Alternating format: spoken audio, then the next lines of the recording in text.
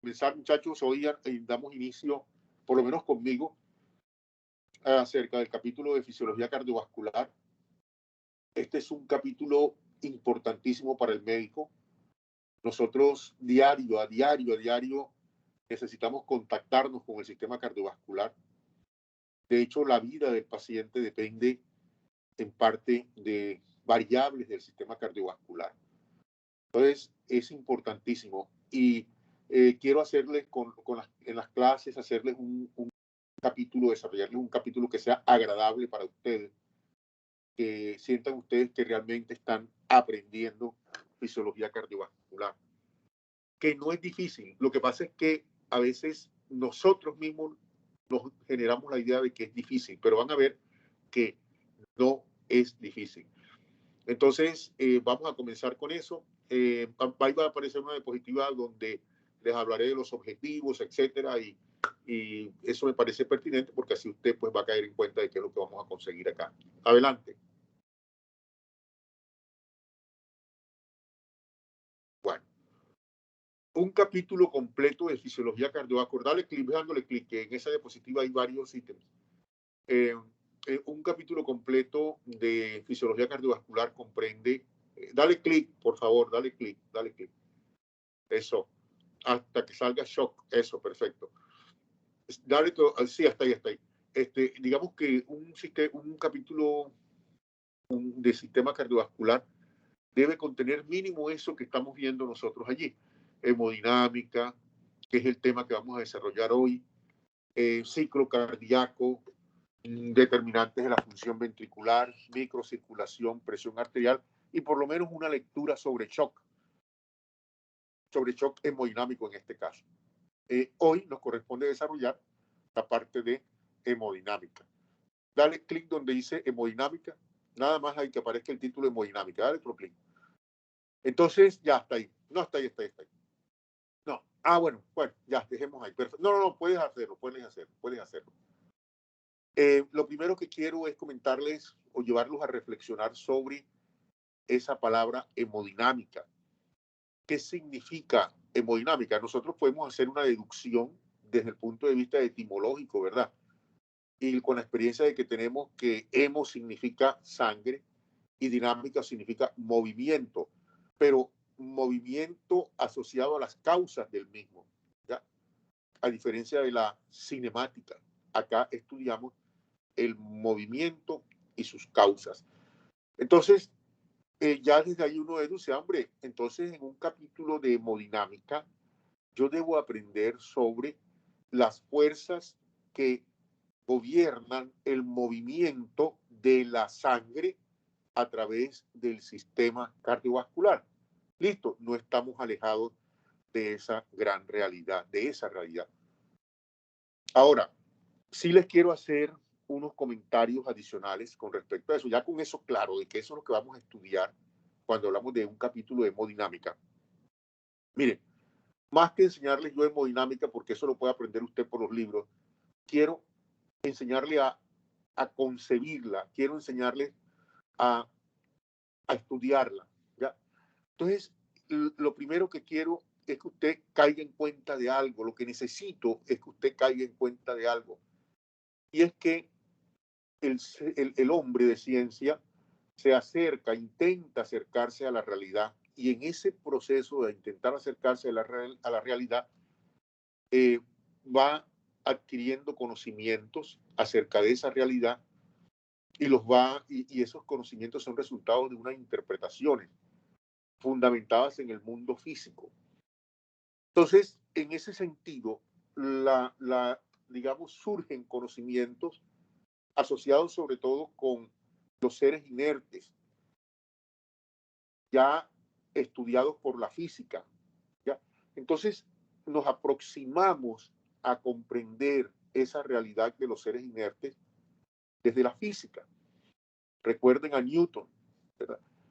Entonces, eso nos sirve, esos principios, esos conocimientos nos sirven a nosotros para comprender la realidad desde el punto de vista físico. Y en la física, digamos, las corrientes iniciales de su desarrollo, desde la época de Newton, corresponden a fuerzas y movimiento. Entonces es lógico que cuando estudiamos la hemodinámica tenemos que recurrir a esos principios de la física. Pero hay algo importante, y aquí es donde yo quiero que usted caiga en cuenta. Ya ustedes cursaron biofísica, y entonces allí ustedes vieron unas fórmulas matemáticas, posiblemente unas fórmulas que les producían, les generaban problemas para que ustedes resolvieran. Bueno, perfecto, eso es una etapa de su vida en su formación como médico. Pero ahora yo quiero que usted comprenda que lo que nos permiten esas fórmulas es aproximarnos a la comprensión de los principios, de las leyes que rigen el movimiento de la sangre a través del sistema cardiovascular. Y en ese sentido usted tiene que tener en cuenta lo siguiente: si los vasos sanguíneos fueran seres inertes, entes inertes, muy probablemente usted podría aplicar las leyes esas derivadas de la física newtoniana y le va a resultar perfecto, le va a hacer predicciones perfectas, nunca le van a fallar. Pero resulta que cuando nosotros trabajamos con el sistema cardiovascular, trabajamos con un ente real, con un ente físico, pero que además tiene una característica, y es la vida. Y el hecho de que haya vida convierte ese sistema físico en un elemento muy diferente a un sistema físico inerte, también constituido por tubos y por una bomba. Entonces, para aproximarnos a ese conocimiento, lo que hacemos es construir modelos. Las fórmulas esas son modelos tomados de la física, pero precisamente por ser tomados de la física de seres inertes, no son estrictamente ciertos y ni efectivos para ayudarnos a entender la fisiología de la sangre, de la circulación de la sangre a través del sistema cardiovascular. Entonces, ya eso nos lleva a nosotros a qué. Usted estará preguntando, Uri, entonces, ¿qué? Sí. ¿Qué vamos a hacer? Hombre, lo que tenemos que hacer es aplicar los principios de la física de los seres inertes, pero teniendo en cuenta que también debemos a esos principios físicos aplicarles los principios fisiológicos, ya, aplicarles los principios fisiológicos, y así nos daremos cuenta que esas famosas leyes que se aplican desde la biofísica sí son útiles para interpretar el comportamiento del sistema cardiovascular. Por ejemplo, resulta que es lógico pensar desde la física que cuando nosotros aplicamos una fuerza a la sangre, entre mayor sea la fuerza que se aplica a la sangre, pues el movimiento de ella se va a incrementar. No estoy utilizando términos más específicos porque no quiero confundirlos.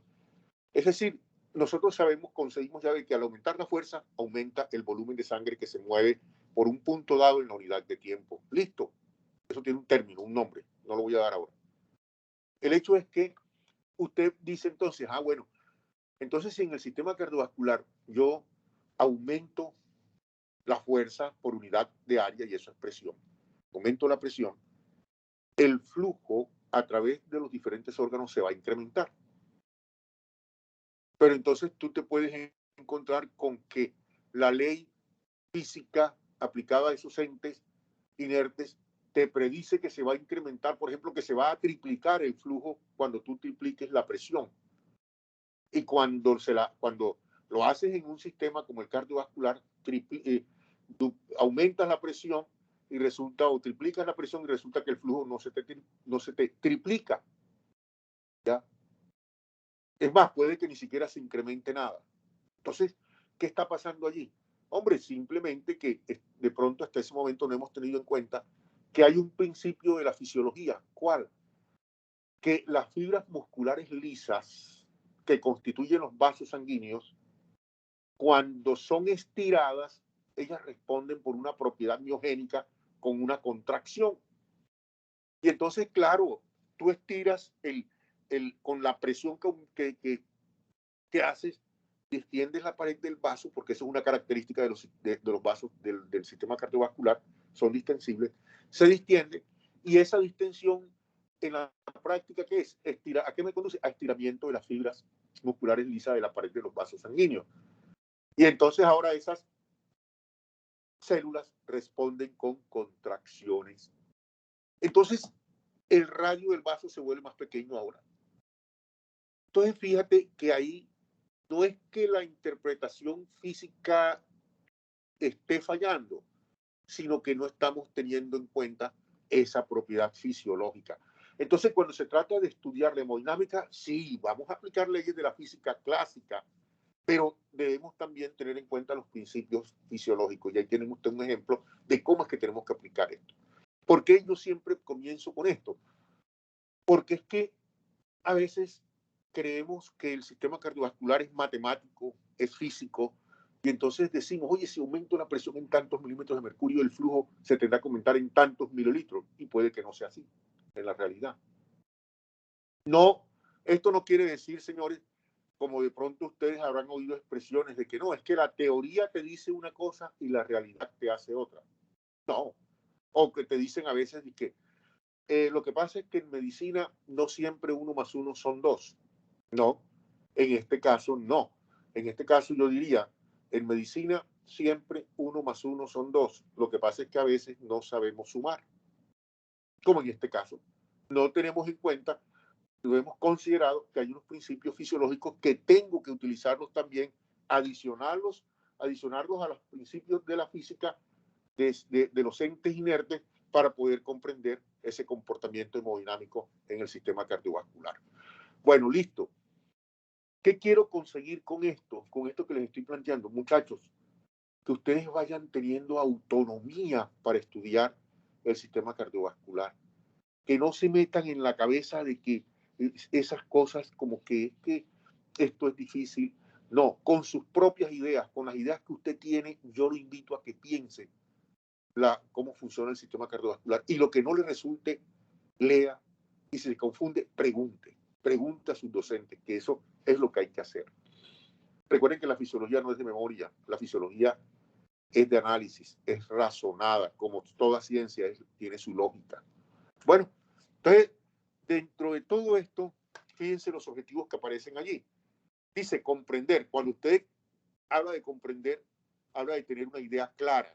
Tener una idea clara de las variables básicas hemodinámicas y las interrelaciones entre ellas. Entonces, ¿cuáles son las variables básicas hemodinámicas? Hay una lista que se las voy a mostrar ahorita en otra diapositiva, pero podríamos comenzar diciendo que las variables básicas hemodinámicas son la presión, el flujo, la resistencia, y por ahí alrededor de ellas se adicionan otras que son, digamos, secundarias. Por ejemplo, gasto cardíaco es una secundaria, gradiente de presión es otra variable secundaria. No, secundaria no quiere decir menos importante, no. Ok, siguen siendo importantes, pero significa que se derivan de estas. Y así sucesivamente podemos entrar a considerar esas variables. Entonces, comprender las variables, pero más que comprender las variables aisladas, tenemos que comprenderlas desde sus interrelaciones, cómo están relacionadas unas con otras. Además de eso, identificar las unidades de cada variable. ¿Por qué es necesario? Usted dirá, pero doctor Iglesias, ¿por qué nos va a poner en eso? Que nosotros identifiquemos las unidades como si eso es matemática, eso es... No, muchachos, porque es parte del mismo orden que debe tener nuestra ciencia médica. A veces uno coge una historia clínica y encuentra presión arterial 120-80, pero por favor, 120-80, ¿qué? ¿Qué? ¿Verdad?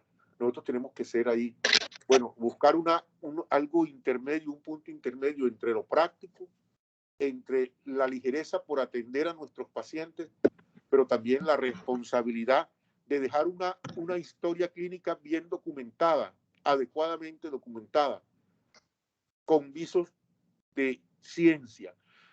No, que es que cualquiera que coja la historia clínica va a interpretar que eso es en milímetros de mercurio. Bueno, sí, puede ser, puede ser. Eso es cierto. Eso es cierto. Pero en la medida en que usted pueda escribir las unidades, hágalo, hágalo. Miren, sobre todo ahora que nosotros los médicos nos vemos abocados a hacer investigación científica. Cuando nosotros queremos publicar los resultados de nuestras investigaciones, entonces viene el problema. No nos aceptan los artículos en las revistas porque cometemos esa cantidad de errores. En las revistas científicas, así sean de medicina, te van a exigir, y mucho más si son de ciencias básicas, te van a exigir que tú trabajes con las unidades adecuadas, como deben ser, y que las expreses. No, eso todo el mundo lo sabe, eso no te lo van a aceptar. Entonces yo quiero que ustedes, yo necesito que ustedes se me acostumbren a identificar y a usar de manera apropiada esas unidades con las que se representan, con las que se miden estas variables. Bueno, ese es el objetivo. Perdón, pasa a la siguiente diapositiva, señorita. María Angélica es María Angélica la que está trabajando. Sí, profe, sí. Gracias, Usted María me Angélica. avisa, ya ahí, ¿no? Ya llegó, ya llegó. Bueno, entonces, fíjense, ahí aparece una definición que en el fondo recoge lo que yo les estaba diciendo, de pronto un poquito más organizada, ¿verdad? La hemodinámica es el conjunto de principios físicos, pero no solamente los físicos, principios físicos y fisiológicos, como el caso del ejemplo que le puse de la fibra muscular lisa y su capacidad para responder al estiramiento. Conjunto de principios físicos y fisiológicos que gobiernan el movimiento de la sangre a través del sistema circulatorio. ¿Listo? Eso es lo que nosotros vamos a estudiar. Entonces, la siguiente diapositiva. Bueno, comenzamos por revisar las variables. Puedes seguirle dando clic, clic, clic, clic. Yo te dice hasta dónde. Bueno, hasta ahí. Fíjense que todas esas que están ahí son variables desde el punto de vista de la hemodinámica, son variables hemodinámicas. Uno no puede concebir la hemodinámica si no habla de volumen, de flujo, de presión, de resistencia. No la puede concebir. Un momentico, que parece que llegaron acá de... Sí, por acá estoy.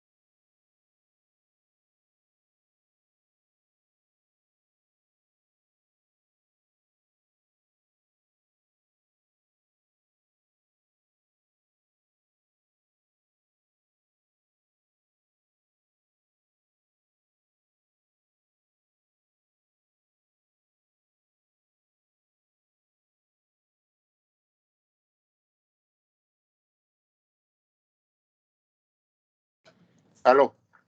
Bueno, entonces les decía, el flujo, el volumen, la presión, la resistencia, todas son variables fundamentales. No podemos concebir la hemodinámica si no hablamos de eso. Entonces, cada una tiene su definición. El volumen, ustedes lo manejan la definición de volumen desde cuando éramos de pronto bachilleres, ¿verdad? Yo voy a resaltar algunas de esas variables, voy a dedicarle un tiempito a algunas de esas variables que van a ser muy útiles para nosotros, no para el sistema cardiovascular, para el sistema cardiovascular son útiles todas. Entonces, el flujo es uno de ellos. ¿Qué es el flujo? Y aquí quiero invitarlos a que presten atención a los comentarios que les voy a hacer porque creo que les va a abrir los ojos. Mire, cuando hablamos de flujo, nosotros vamos a encontrar diferentes conceptos en la literatura. Pero hay uno que es el que más se adapta a lo nuestro, que más para mi concepto, es el que nosotros necesitamos, digamos, básicamente cuando tenemos referirnos al sistema cardiovascular y a la parte de hemodinámica. Y es que el flujo es un volumen de sangre, en este caso flujo sanguíneo, ¿no? Volumen de sangre que pasa por un vaso sanguíneo en la unidad de tiempo. Fíjese que digo por un vaso sanguíneo, no digo por una arteria, ni por una vena, no, por un vaso sanguíneo en la unidad de tiempo, o por el corazón. ¿Ya? Eso es un flujo. Volumen de flujo de sangre sería volumen de sangre que pasa por un vaso sanguíneo en la unidad de tiempo.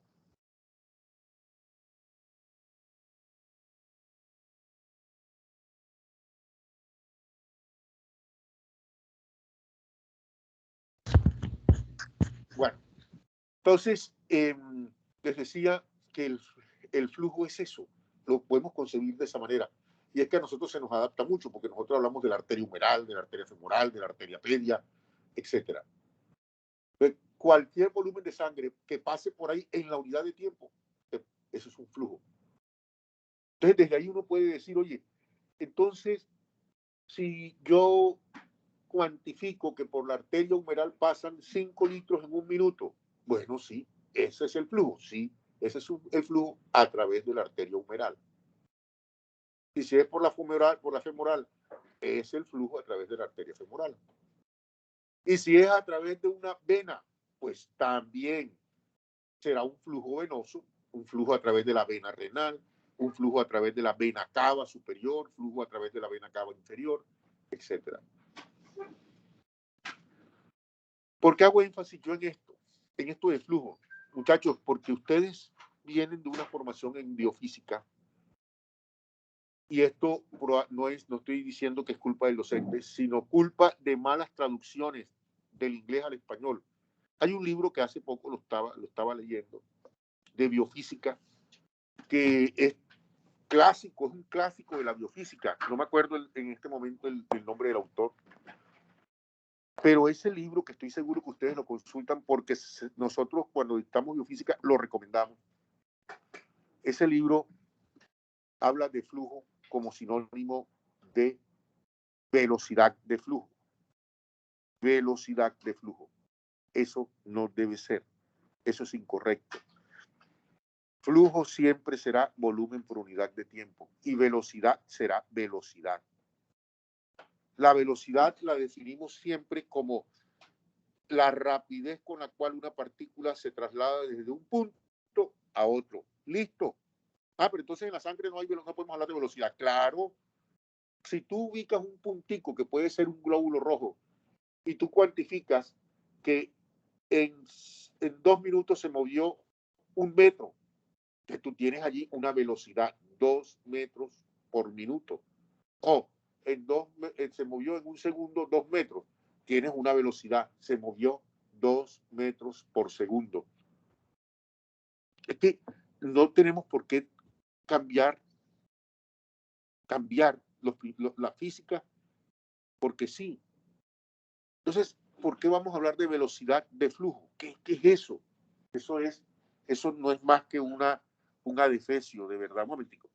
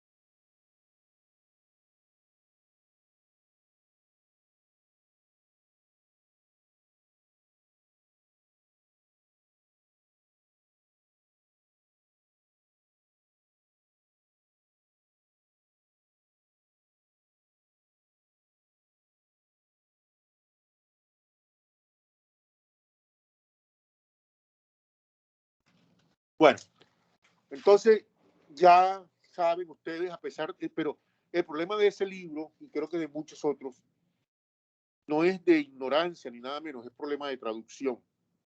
¿Oyeron? Es problema de traducción, es una mala traducción del inglés al español, porque esos libros no se producen originalmente en español, sino en inglés. Entonces, cuando se hace la traducción, se convierte, se confunden los términos. El término rapidez es muy diferente a velocidad. El término rapidez sí te puede incluir el traslado de una partícula en un tiempo dado, y entonces eso sí viene siendo velocidad, pero también te puede incluir el término rapidez, el volumen de líquido, en este caso de sangre, que pasa por un punto dado en la unidad de tiempo. Listo, eso es rapidez, pero no es velocidad. ¿Ok? Entonces, no confundir. Importante eso. Y aquí ahora, digamos, dale clic donde dice a la F de flujo, dale clic a la F de flujo. Gracias. Dale otro clic. Dale otro clic. Muy bien, dale. Ahí está. Ahí está la definición que yo les decía, la que nos gusta, la que más más utilizamos nosotros, que más nos ayuda a concebir y que más nos relaciona con la parte que nosotros conocemos hasta ahora, que es esa parte anatómica, ¿verdad? Entonces, volumen de sangre que fluye a través de un vaso en la unidad de tiempo. Como les decía, ese vaso, no lo olviden, puede ser una arteria, puede ser una arteriola, puede ser una vena. Eso es flujo, ¿ya? Volumen por unidad de tiempo. Las unidades de flujo, ¿cuáles serán? Pues las de volumen por unidad de tiempo. Entonces encontramos el litro por minuto, en algunos casos el litro por día también. Sin embargo, la que más se utiliza en el sistema cardiovascular es el litro por minuto y el mililitro por minuto. Entonces sepamos utilizarlos también. Y vamos a estar aplicando constantemente ese concepto de flujo. Ahora, ustedes en algún momento se van a encontrar de pronto con otras definiciones acerca de flujo. Una muy frecuente es el volumen de sangre o de líquido que pasa por un punto dado en un vaso sanguíneo. Sí, exacto. El concepto de punto es muy relativo. Entonces, en el fondo te están diciendo lo mismo. O puede que tú encuentres volumen de sangre que fluye que pasa por el área, por un área dada en la unidad de tiempo. Listo. También está correcto. Eso no está malo, eso está correcto. ¿Ok? ¿Qué pasa? Los invito a que piensen de esta manera para comprender por qué los tres conceptos son idénticos, son iguales, los tres están correctos. Usted puede, imagínese en su casa usted tiene una tubería y allá a la entrada de la casa hay un contador que le cuantifica cuánto líquido, cuánta agua entra a la tubería.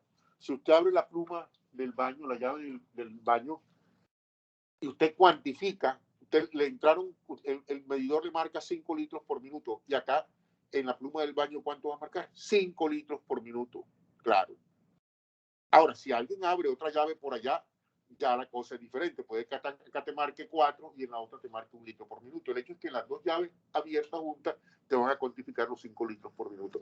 Si tú le abres unos huequitos al vaso, a la tubería en algún punto, esos huequitos también representan una salida de líquido y tendrás que cuantificarlo y eso sumará a los 5 litros por minuto. Y se cierran las dos llaves y abres solamente esos huequitos, y si te marca 5 litros por minuto la entrada, por los huequitos te tendrá que marcar 5 litros también. ¿Está claro? Está ahí. Entonces, por eso está bien en cualquiera de las tres concepciones. Un momentito.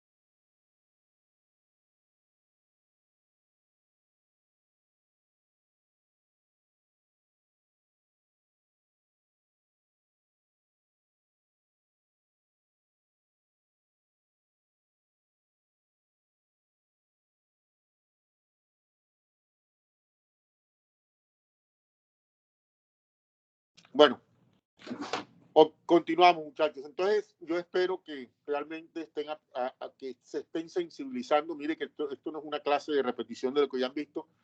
A lo mejor estamos repitiendo cosas, pero de pronto con una óptica diferente. Y eso es lo importante, y que se refuercen ustedes como estudiantes de medicina.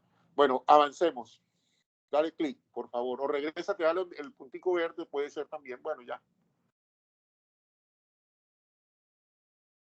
Muy bien. Ok. Pasamos a otra variable importantísima, la variable presión.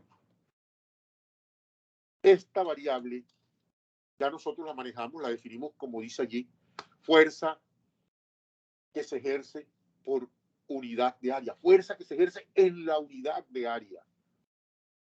En este caso, al hablar de presión sanguínea, podemos decir fuerza que hace la sangre sobre la unidad de área de un vaso, de la pared de un vaso sanguíneo.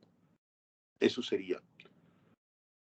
Entonces, allí yo quiero también llamarles la atención sobre esto. Si esa es la definición de presión sanguínea, y nosotros lo que medimos cuando utilizamos el esfigmomanómetro es la fuerza que hace la sangre por unidad de área sobre la pared del vaso, entonces es un error decir tensión arterial.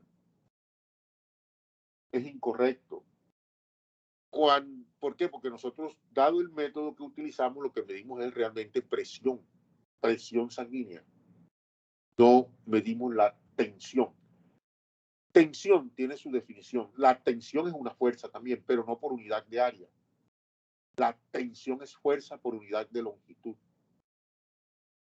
Que en las paredes de los vasos sanguíneos se desarrolla tensión. Claro, se desarrolla tensión. Por ejemplo, cuando la sangre estira la arteria, porque de pronto se aumentó la presión sanguínea, la sangre distiende la arteria.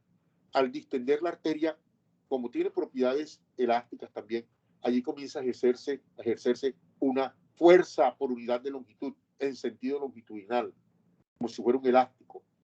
Entonces, allí se está desarrollando una tensión. La tensión es fuerza por unidad de longitud. Cuando tú mides con el esfigmomanómetro la presión, ¿qué es lo que estás haciendo? Estás, por la metodología que utilizas, tú estás exponiendo la arteria del paciente a una presión dada por el manguito del esfigmomanómetro.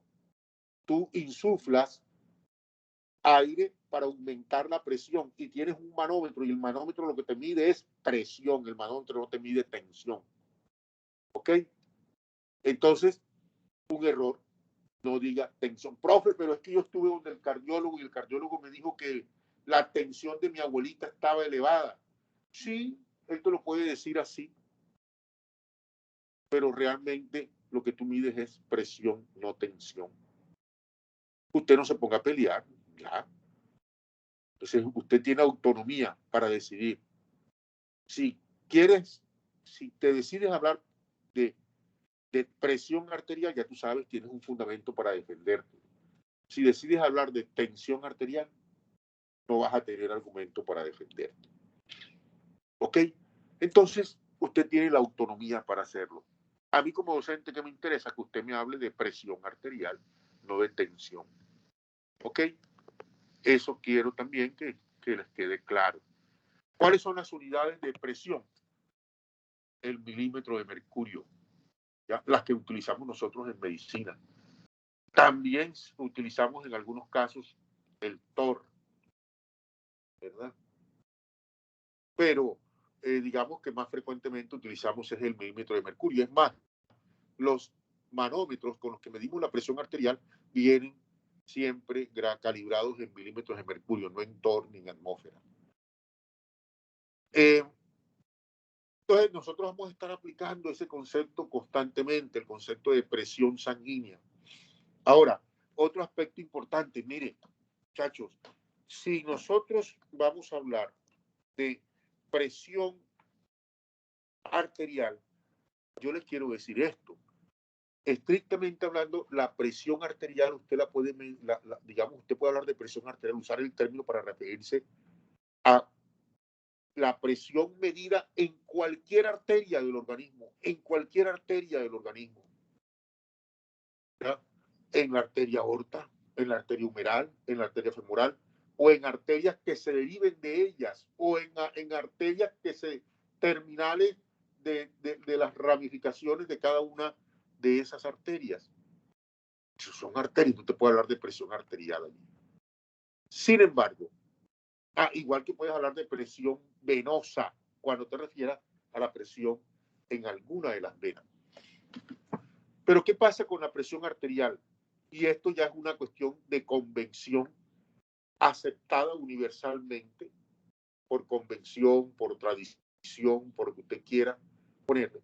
Esto es parte ya de la disciplina médica y de la disciplina fisiológica, que cuando tú dices presión arterial, si no dices más nada, tú te estás refiriendo a la presión en la aorta. A la presión en la aorta. ¿Ok? Pero si tú te vas a referir a la presión en una arteria como la humeral, tú tienes que especificar presión arterial humeral. Si te vas a referir a la presión en una rama, digamos, en una arteriola, digamos, por ejemplo, ya que ustedes conocen el tema, en la arteriola eferente o aferente, tú tienes que decir presión en la arteria o en la arteriola aferente o presión en la arteriola eferente. ¿Ok? Entonces, ya esto sí es por convención. Presión arterial, pensamos enseguida, presión en la aorta. ¿Queda claro, muchachos, eso hasta ahí? Uy, qué bulla. Sí, claro. Gracias, gracias. Muchachos, y esto no lo hago por fregarles la vida, ¿no? Sé que al contrario, contento porque me respondieron rápido. Tengo estudiantes que me responden, que no responden, y eso es muy feo. Y yo estoy haciendo una labor desde mis clases, diciéndoles a mis estudiantes, mire, hay que conservar las normas, las costumbres, las buenas costumbres. La virtualidad se presta para muchas cosas diferentes, que todas son positivas. Bueno, la mayoría son positivas, ¿verdad? Pero también debemos tratar de conservar un poco ese respeto, esa buena costumbre, esa norma de urbanidad, de que nos dicen buenos días y nosotros respondemos buenos días. Cierto, es una norma de urbanidad lindísima que nosotros la adquirimos desde nuestra familia, cuando nuestros padres nos enseñan que cuando alguien dice buenos días, nosotros debemos responder. Y es que eso es parte de la interacción del ser humano. Entonces, igual, en la virtualidad, no nos estamos viendo de pronto en este momento, pero si decimos buenos días, respondamos. Está bien que a veces el micrófono nos falla, pero intentemos, no perdamos esa buena costumbre como seres humanos. Igual cuando se pregunta algo, ¿comprendieron? Hombre, por lo menos 4, 5, 6 que abran el micrófono y digan, claro que sí, o no, profe, no comprendimos. Listo, ¿verdad? Es lo que uno espera como ser humano.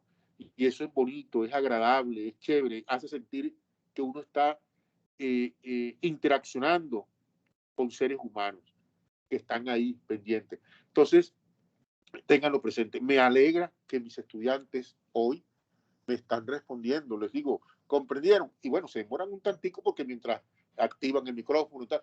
Sí, profe, listo, perfecto, así es. Los felicito, muchachos. Excelente. Bueno, entonces, miren, ahí donde dice aplicación en la diapositiva, hay otro término, presión arterial media. Y aquí también quiero hacerle algunos comentarios importantes. Miren, si nosotros estamos en una urgencia, indudablemente que vamos a calcular la presión arterial media como la semisuma de la sistólica con la diastólica y listo. ¿Cómo lo hacemos? Cogemos la sistólica, le sumamos la presión diastólica y dividimos entre 2. Listo. 100 más 120 más 80 entre 2. Presión arterial media 100. ¿Verdad? Bueno, muy bien. Digamos que aquí volvemos a lo que nosotros hacemos como médicos, como, digamos, científicos, como académicos, médicos en ejercicio. ¿Qué hacemos? Aproximarnos a la realidad. Eso es lo que nosotros hacemos, realmente. Entonces, cuando nosotros decimos que la presión arterial media se calcula como la semisuma de la presión sistólica y la diastólica, sí, tenemos un valor, pero ojo, ese es el valor más grosero, el valor menos real, que menos se aproxima a la realidad de lo que es la presión arterial media en un paciente. Y ojo, nosotros lo hacemos, en la práctica médica lo hacemos cuando estamos en una urgencia. ¿Ok? Pero eso no quiere decir de que nos vamos a quedar con esa idea grosera, con ese valor grosero de presión arterial media. No. Estrictamente hablando, hay una forma de tener un valor mucho más aproximado y es a través del cálculo del área bajo la curva. ¿Bajo la curva de qué? Es que la presión arterial no es un valor constante, no, sino que segundo tras segundo va cambiando durante el ciclo cardíaco, va cambiando durante el ciclo cardíaco. Entonces, cuando termina un ciclo cardíaco, yo digo, bueno, voy a calcular la presión, ¿ya? Pero como es variable, yo tengo que coger un valor medio para poder interpretar. Entonces, ¿cómo se calculan los valores medios? No solamente de presión, sino de cualquier variable que cambie en el tiempo así de rápido y que cíclicamente esté repitiendo el fenómeno. Entonces se hace aplicando cálculo, la parte de la matemática, ¿verdad? Cálculo integral. Se calcula el área bajo la curva de presión, ¿ya? Entonces, ese cálculo ya nos aproxima mucho más al verdadero valor de presión arterial media en mi paciente. Sin embargo, nosotros los médicos pues no tenemos esa necesidad de ser tan precisos y entonces hacer el cálculo aplicando integrada. No. Los equipos electrónicos probablemente lo hacen. Internamente ellos hacen el cálculo aplicando integrada, cálculo integral. Pero nosotros también tenemos unas maneras un poquito menos groseras que calcularlo a través de la semisuma. Y es aplicando varias fórmulas, una de ellas, y es la que nosotros les pedimos que apliquen acá, que es, ahora, hay varias, pero yo prefiero que se aprendan una, y es la que les voy a decir. No me interesa si usted se aprende otras también, ¿ya? Otras de las que se aproximan más, no la de la semisuma, otras de las que se aproximan más, porque hay varias. Y no es que una sea mejor que la otra, no. Y no es que la que yo les diga sea mejor que la otra, sino que la que yo les voy a decir es la que se utiliza en los libros de fisiología, ¿ya? Y a mí me interesa que usted se aprenda una más, y por eso yo le motivo a que se aprenda esa, y le voy a pedir que se aprenda esa. Si le hago un ejercicio, me hace un ejercicio, me lo hace aplicando esa que le voy a decir. No, que yo encontré esta ahí en la internet y también da lo mismo, no me interesa. Usted la puede aplicar, pero yo mínimo le exijo que se aprenda la que yo le voy a decir. Y es la siguiente. Presión arterial media es igual a la presión diastólica más un tercio de la presión de pulso. ¿Ya? Así. Presión diastólica más un tercio de la presión de pulso. ¿Y qué es la presión de pulso? La presión de pulso es otra definición que ya vamos a aprender. Viene siendo la presión, la diferencia entre presión sistólica y la presión diastólica. Es una presión que se conoce con el nombre también de presión diferencial. La presión de pulso o presión diferencial.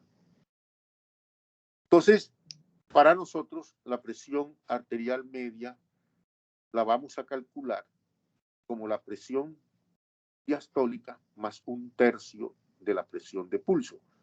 Y la presión de pulso es la diferencia entre la sistólica y la diastólica, siempre en milímetros de mercurio. Entonces, por ejemplo, en un paciente la presión sistólica es de 120 milímetros de mercurio y la diastólica 80 milímetros de mercurio. Vamos a ver, en ese caso, Bonnie Castro. Bonnie, ¿estás ahí? Sí, profe, aquí estoy. Gracias, Bonnie. Qué excelente. Bonnie, ¿cuál sería el valor de la presión arterial media en ese paciente? Con esos valores de presión sistólica y diastólica. Cálculalo. Sí, profe, ya estoy calculando. Sería la presión diastólica, que sería 80, más un tercio de la presión de pulso, o sea, 120 menos 80 nos daría 40. Entonces le sacamos un tercio a 40, ¿cierto? Perfecto. ¿Cuánto me da? 13.3. Y Ok. 13.3 más la diastólica son, más los 80, vendría siendo 93.3. Excelente, Bonnie. Conclusión, presión arterial media de mi paciente, ¿cuánto es? De 93.3. Fíjense, muchachos, que es diferente a la otra aproximación, a la que yo le digo la más grosera, presión sistólica más diastólica sobre 2, a la que calculo la semisuma. Si lo hago calculando la semisuma, ¿cuánto me da?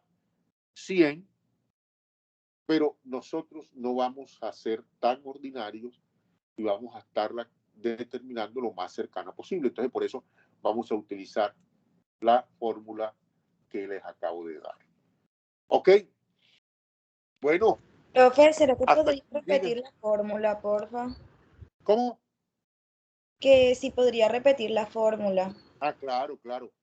Presión arterial media es igual a presión diastólica más un tercio de la presión de pulso. Y presión de pulso es igual a la diferencia entre la presión sistólica y la diastólica.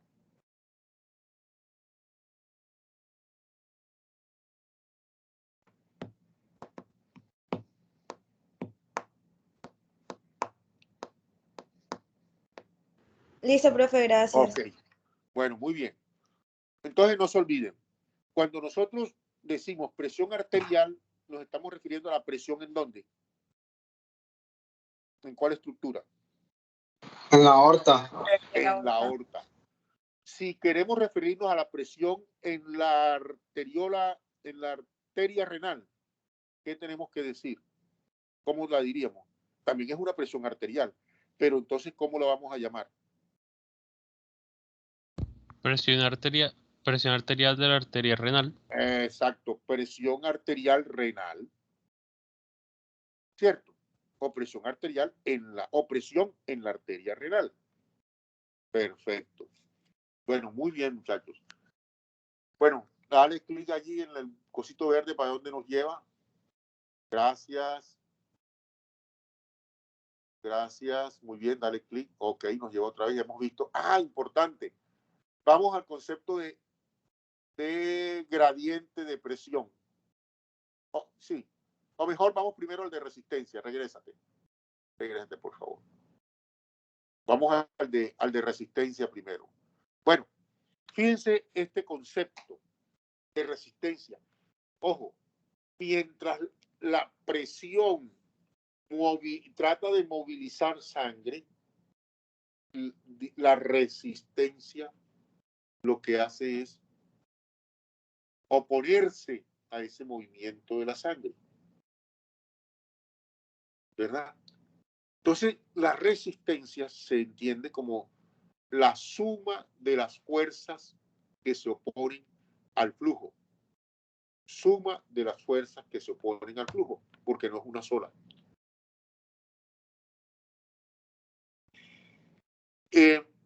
Ahí nos dice la diapositiva, está determinada por el radio, por la longitud del vaso y la viscosidad del líquido. Y usted de pronto se estará acordando por allá de alguna de las leyes, de alguna de las fórmulas que vio en biofísica.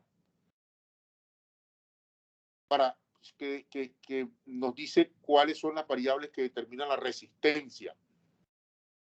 Y sí, las dos ideas están correctas. Yo prefiero colocárselas así de esta forma porque llamo la atención sobre algo. Desde el punto de vista fisiológico, recuerden lo que les dije, hemodinámica no es solo aplicación de leyes físicas, es también aplicación de los principios de la fisiología. Entonces, miren esto. Si yo les digo a ustedes que la resistencia está determinada por el radio, por la longitud del vaso, por la viscosidad de la sangre en este caso, yo no les estoy diciendo ninguna mentira. Estoy en lo cierto. Pero y entonces el profesor, ¿por qué no nos pone la fórmula aquella que dice que R es igual a pi con la resistencia, el radio, sobre el radio del vaso elevado al cuadrado y en el numerador la longitud del vaso, etcétera, etcétera? No, en este caso les digo, no me interesa por lo siguiente, porque quiero caer en lo fisiológico, en la fisiología. Resulta que el radio del vaso no solamente es importante desde lo físico, sino también es importante desde lo fisiológico. ¿Y por qué es importante desde lo fisiológico? Quizás el determinante más importante desde el punto de vista fisiológico. Quizás no, ese es el determinante más importante de la resistencia desde el punto de vista fisiológico. ¿Y por qué? Porque los vasos sanguíneos, todos, pero principalmente las arteriolas se conocen como vasos de resistencia, son extremadamente reactivas. Recuerden que estamos ante un organismo vivo, extremadamente reactivas. Entonces, tenemos unos vasos sanguíneos que son capaces de reaccionar, principalmente las arteriolas. ¿Ante qué? Ante hormonas o ante estiramientos de las fibras musculares lisas que constituyen la pared de esos vasos. Y la cosa es tan seria, esa reactividad es tan seria, que cuando se aumenta la presión arterial, por ejemplo, inmediatamente los vasos sanguíneos responden con una contracción. Contracción que se puede explicar desde la respuesta propia de la fibra muscular lisa o porque haya efectos del sistema nervioso. Porque el sistema nervioso libera, por ejemplo, noradrenalina, que va a actuar sobre receptores que hay en esa fibra muscular lisa y va a estimular la contracción a través de unos receptores alfa-adrenérgicos. Y entonces, si en un paciente de pronto la presión arterial disminuye,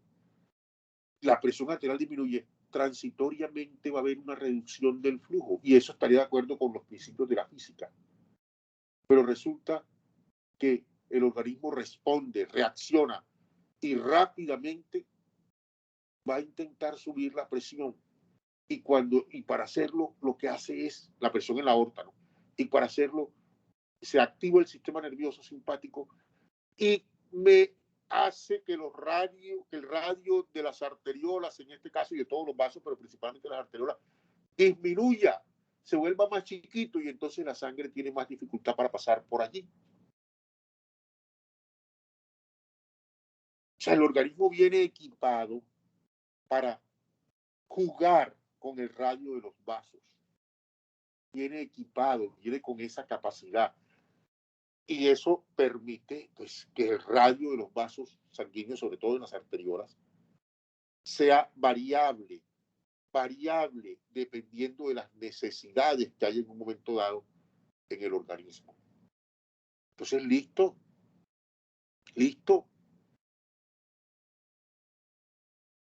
Por eso les digo, desde el punto de vista fisiológico, el radio de los vasos. Importantísimo. Profe, pero que la fórmula que que encontramos en la biofísica o en los libros de física dice que la longitud también es un determinante de la resistencia. Claro que sí, claro que sí. Es un determinante de la resistencia, claro que sí. Pero yo te pregunto, si tú tienes un sistema cardiovascular establecido ya, hoy en la mañana te levantaste con una longitud en tu arteria aorta o en tu arteria humeral, en la noche tú vas a tener la misma longitud, ¿sí o no? Sí. O sea que la longitud de los vasos, en el caso del sistema cardiovascular, pierde importancia desde lo fisiológico. Cosa que no ocurre cuando tú estás ante un sistema de tubos que no son del sistema cardiovascular. Una tubería en tu casa, si tú decides cambiarle un tubo que mide 50 centímetros por uno que tiene 1 metro, pues ahí se te va a aumentar la resistencia. Ahí sí, la longitud hay que tenerla muy en cuenta. En nuestro caso, no es ignorarla, sino que no tiene que ser un dolor de cabeza para nosotros, porque entre otras cosas el organismo no viene equipado para modificar la longitud de los vasos. O es que tú has visto que en algún momento de pronto anda, el paciente sangró mucho, entonces ahora los vasos sanguíneos aumentaron de longitud o disminuyeron de longitud. No. No viene equipado para controlar la longitud. Entonces, de los vasos. Entonces, fisiológicamente, la longitud de los vasos tiene poca importancia. A no ser que ya por un factor externo, por un procedimiento quirúrgico, te reduzcamos un segmento corporal y ahí nos llevamos, también cortamos una arteria y entonces ahí sí se reduce, claro, pero ya eso no es una condición fisiológica. ¿Ok? Entonces, fíjense que para nosotros la longitud del vaso no es tan importante. La viscosidad del líquido, en este caso la viscosidad de la sangre. Miren, fisiológicamente la viscosidad no tiene importancia, a pesar de que tiene repercusiones. ¿Cómo así? Muchachos, si un paciente sangra de manera abundante, se le disminuye el hematocrito, que es el principal determinante de la viscosidad sanguínea. Y entonces la respuesta fisiológica que da el organismo con la retención de líquido lleva a que la viscosidad, secundariamente, lleva a que la viscosidad sanguínea disminuya. Y entonces esa disminución de la viscosidad sanguínea puede llevarme a una reducción de la resistencia. O en algunas situaciones patológicas, la médula comienza a producir muchos glóbulos rojos, fenómeno conocido con el nombre de policitemia verdadera o vera. Pues en esa situación, indudablemente, la viscosidad de la sangre va a estar aumentada y por lo tanto la resistencia al flujo va a estar aumentada. Pero nosotros no venimos equipados realmente con un mecanismo que lleve a que la viscosidad de la sangre o el hematocrito, que es el principal determinante de ella, se modifique en la medida en que haya más o menos viscosidad. No lo hay. Te dirá, profe, pero cuando un paciente sufre una hemorragia severa, ¿se estimula la producción de glóbulos rojos? Sí. Perfecto, se estimula la producción de glóbulos rojos, pero no por la reducción de la viscosidad. No.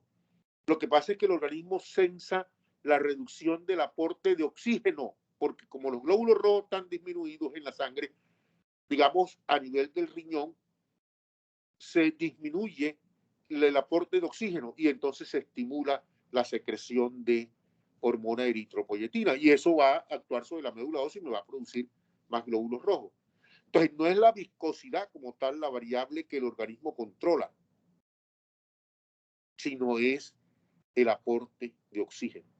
Si nosotros pudiéramos a ese paciente someterlo a una condición en donde la presión parcial de oxígeno o el suministro de oxígeno, a pesar de tener deficiencia de glóbulos rojos fuera el mismo, no se iría a estimular la producción de glóbulos rojos.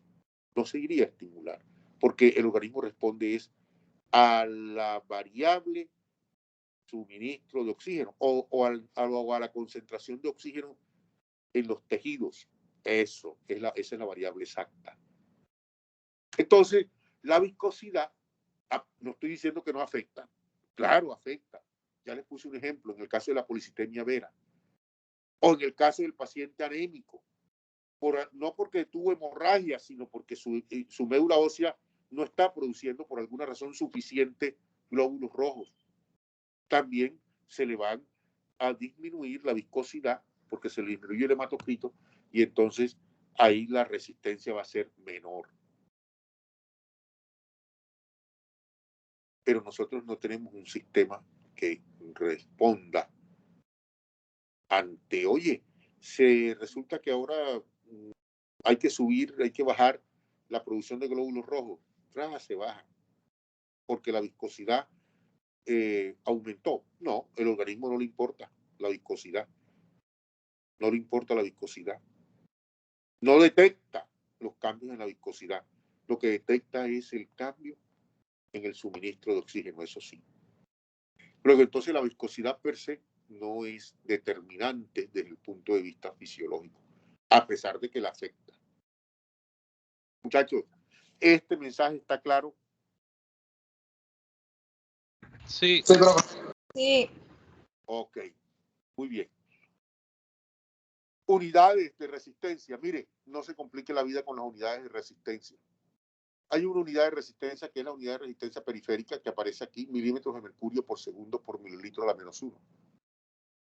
Pero realmente poco lo usamos. Nos interesa más la parte conceptual de lo que es la resistencia y los factores que la determinan. ¿Ok? Bueno, hagámosle clic en la partecita verde para ver dónde nos lleva. ¿Queda claro lo de la resistencia? Sí, claro. Listo. Ahora vamos a María Angélica, por favor. María Angélica o María Alejandra. María Angélica, profe, listo. Ay, Usted me María avisa. Angélica. Sí. Bueno, María Angélica. Listo. No, llévame. Vamos a hablar ahora del gradiente de presión. Ya estamos listos para hablar del gradiente de presión. Llévame a esa. Dale clic ahí o regrésate. Simplemente dale con el teclado. Bueno, listo. Gradiente de presión. Bueno, importantísima variable.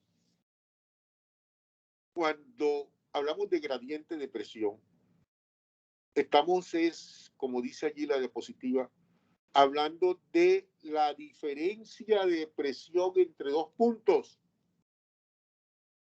que pueden ser un vaso sanguíneo, diferencia de presión entre dos puntos de un vaso sanguíneo, o dos puntos en un circuito vascular. Cuando uno habla de un circuito, habla, digamos, de un fenómeno que tiene un punto de salida, pero también tiene un punto de llegada ahí mismo. Digamos que eso es un circuito. Entonces, acá en el sistema cardiovascular, tú puedes hablar de gradiente de presión como la diferencia de presión entre dos puntos de un vaso o entre dos puntos de un circuito.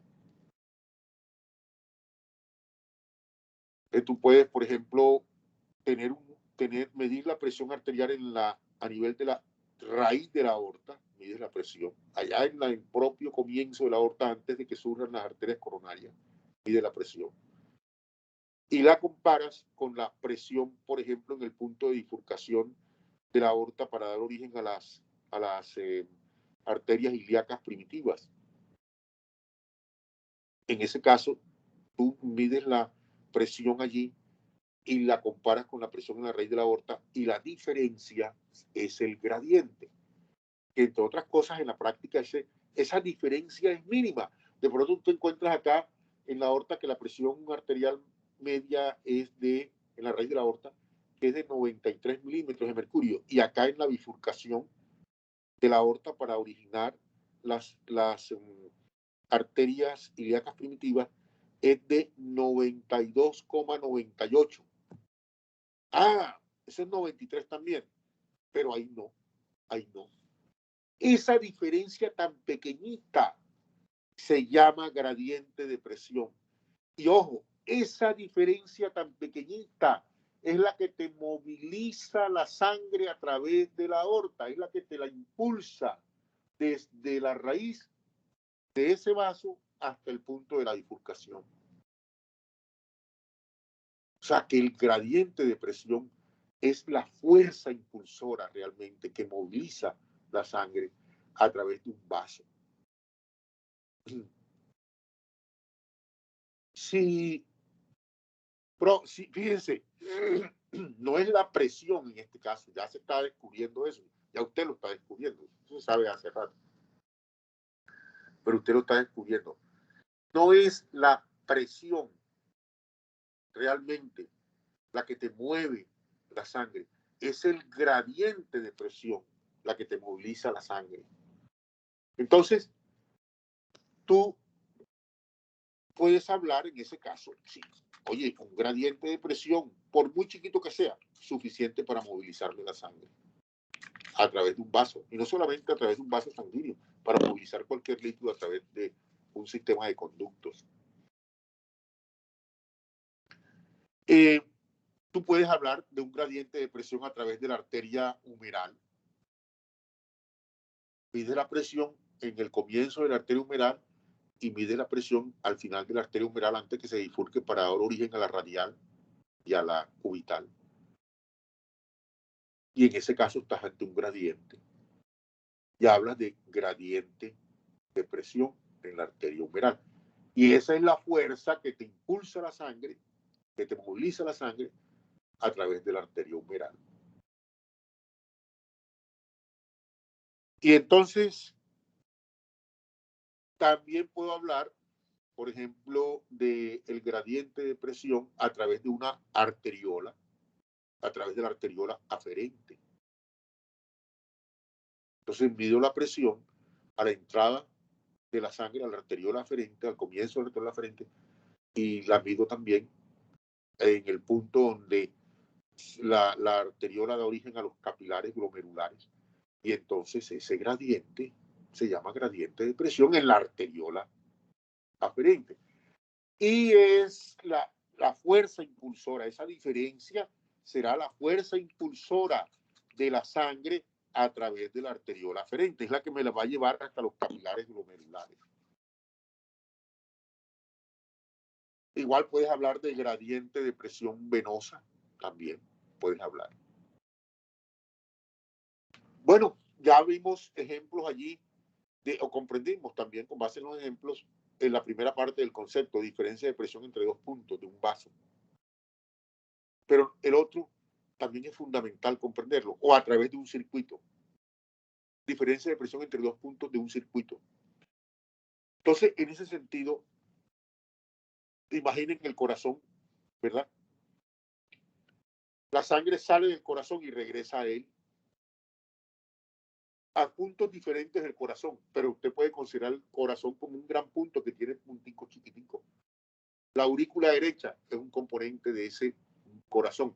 Ventrículo izquierdo es un componente de ese corazón. Entonces la sangre sale impulsada desde el ventrículo izquierdo a través de la raíz de la aorta y regresa a la aurícula derecha.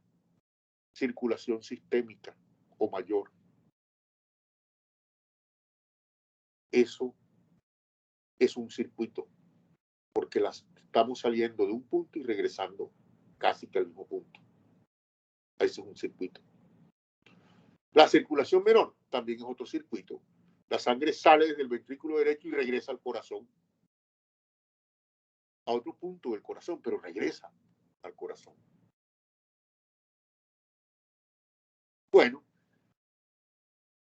yo puedo hablar de gradiente de presión, entonces, midiendo la presión en la raíz de la aorta o en el propio ventrículo derecho en un momento dado, presión arterial media, perdón, ventrículo izquierdo. Y entonces, y compararlo con el valor de presión en la aurícula derecha, ventrículo izquierdo, presión en el ventrículo izquierdo con presión en la aurícula derecha. O presión en la raíz de la aorta con presión en la desembocadura de la vena cava en aurícula derecha. Operacionalmente es lo mismo. La diferencia entre ellas dos es un gradiente de presión.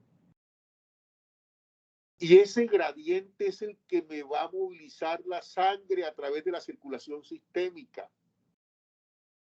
Miren, si nosotros mantenemos la presión arterial media en 93 milímetros de mercurio en la aorta, ¿verdad? La raíz de la aorta.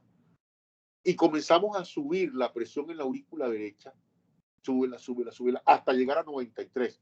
De tal manera que la presión, la diferencia de presión sea cero, es decir, el gradiente de presión entre la raíz de la aorta y la aurícula derecha es cero. ¿Habrá flujo? ¿Qué opinan? ¿Ustedes qué opinan? A ver, David Caicedo.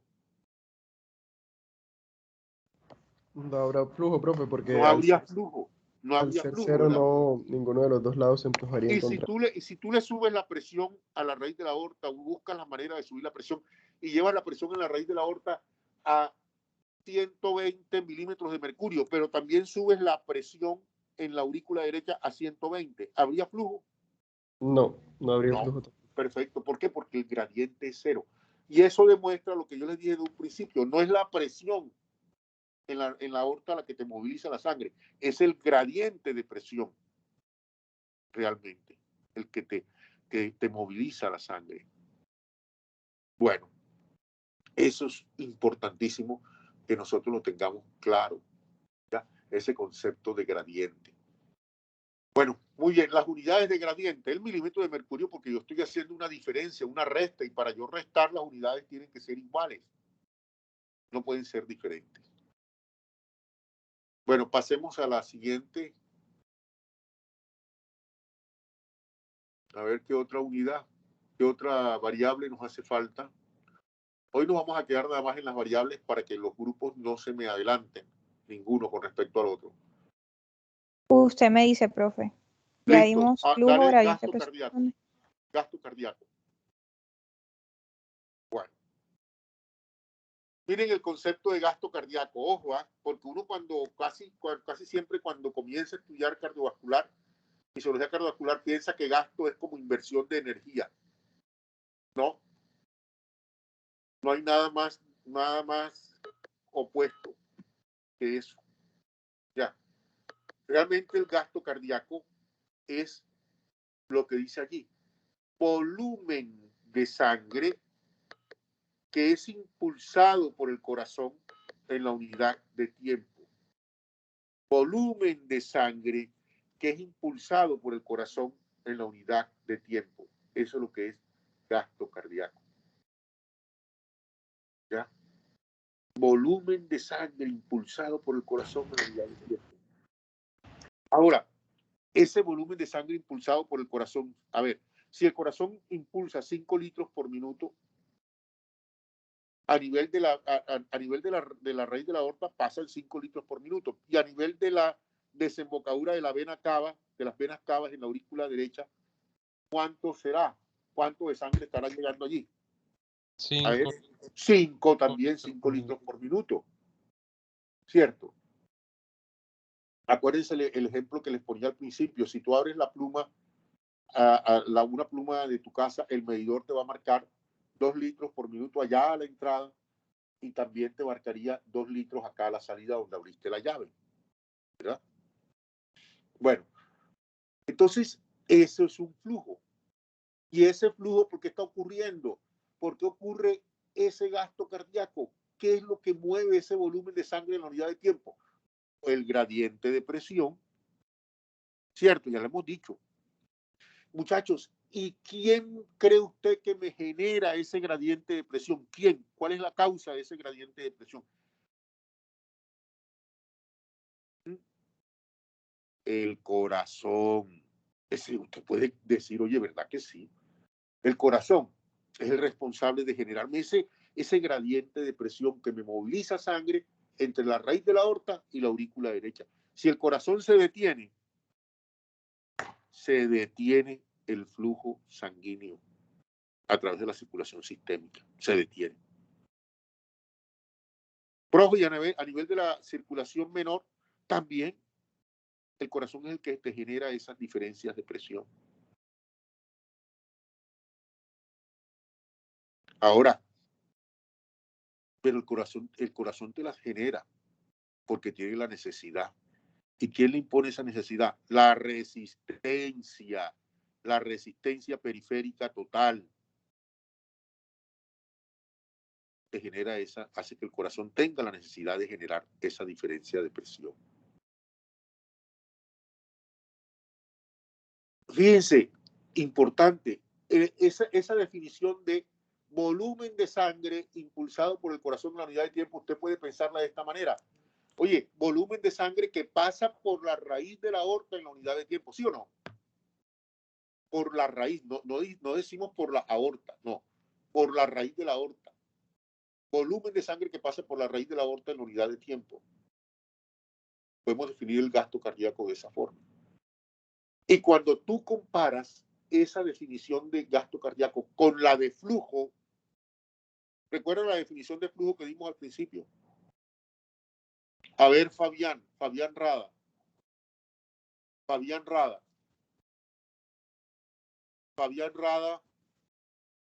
Sí, profe. Cuéntame, definición de flujo que dimos al principio. Qué pena, es que no le escucho bien. Repítame la pregunta, por favor. Definición de flujo. ¿Cuál fue la definición de flujo que dimos al principio?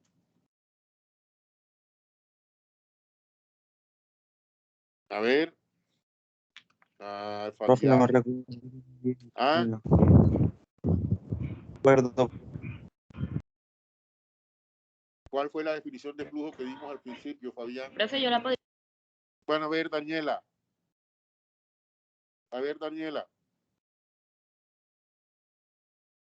Daniela. Profe, el flujo es un volumen de sangre que pasa por un vaso sanguíneo en la unidad de tiempo. Exacto. ¿Se te parece o no se te parece la definición de gasto cardíaco?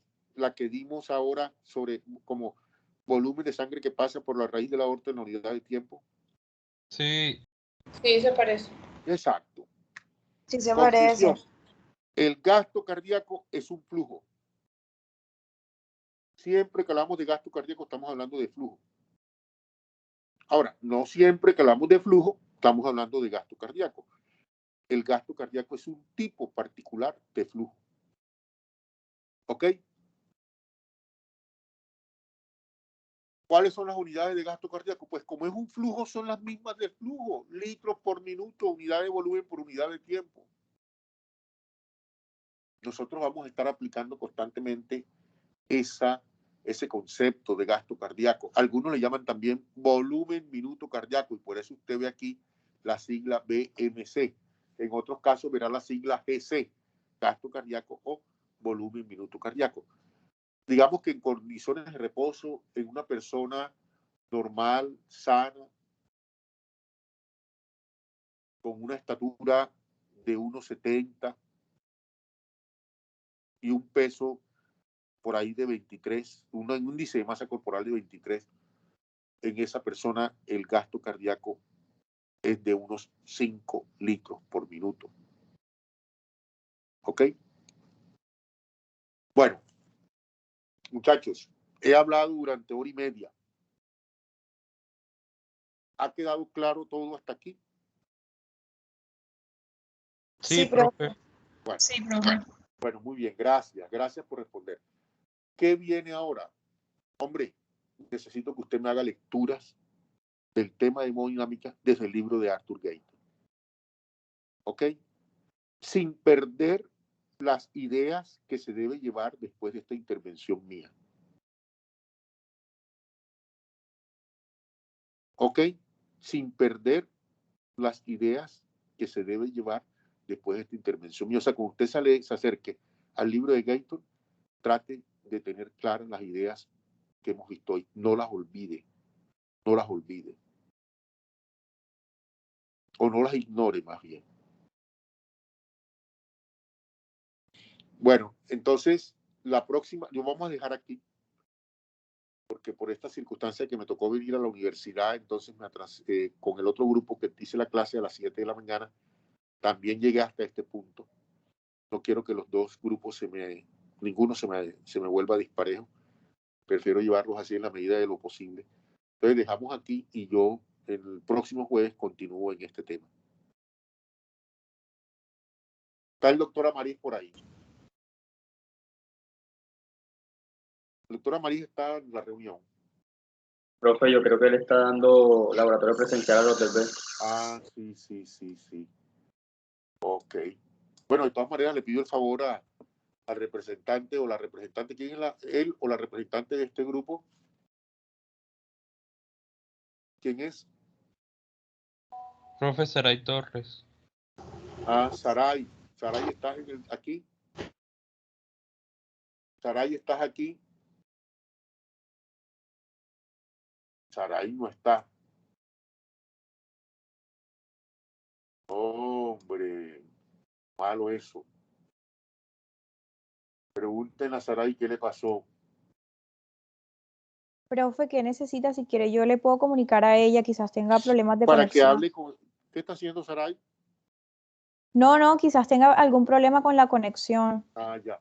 No, María Angélica, coméntale, dile a Saray que le diga al doctor Amariz que le explique que llegamos hasta aquí hoy, para que ya él sepa y bueno, me reacomode el contenido de las clases de la próxima mañana y de pasado mañana.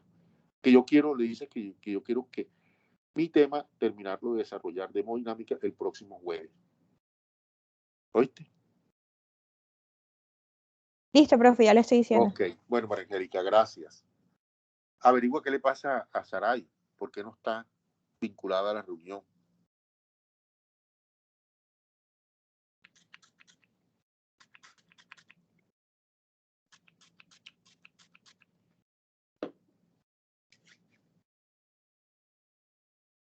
Sí, profe, efectivamente tiene problemas de conexión, que se le ha hecho muy difícil conectarse, pero no se preocupe, que ya yo le dije y ella le comunicará a la profesora Maris. Bueno, gracias por tu colaboración. Bueno, sí, esos problemas son muy frecuentes ahora. Parece que las antenas de Claro, de Movistar, de Claro, Movistar y Tigo como que son muy débiles ante el agua, muy débiles. Parece que en Galleta Cresto les cae agua y se enchumban todas y dejan de funcionar bien. Yo también he tenido momentos difíciles desde la semana pasada en mi casa. Y a pesar de que tengo dos servidores, tengo el de Claro y tengo el de Movistar. Me cambio de una porque está mala, me paso para otra, medio me funciona, pero a los 15 minutos ya se volvió mala otra vez. Bueno, muchachos, gracias por la atención, muy amables. Nos vemos.